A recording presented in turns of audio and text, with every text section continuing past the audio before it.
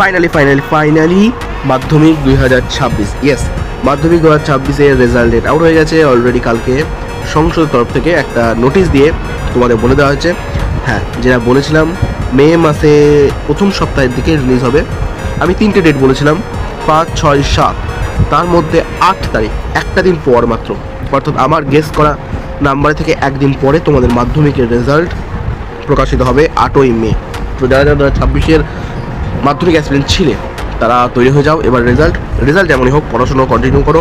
যারা সায়েন্স নিয়ে পড়ছো সায়েন্সে ভালো করে পড়ো, যারা আর্টস নিয়ে পড়ছো তারা আর্টস ভালো করে পড়ো। মাধ্যমিকের রেজাল্ট তোমাদের লাইফ ডিসিশন করতে পারবে না, তবে হ্যাঁ, এটা অত্যন্ত গুরুত্বপূর্ণ, তাই এটাকে সেলিব্রেট করো এবং যেটুকুই পাবে গ্রহণ করো। তো টাটা, বাই বাই। আর উচ্চ মাধ্যমিকের রেজাল্ট আমি এই ভিডিওতে বলে রাখছি 12ই মে খুব সম্ভবত।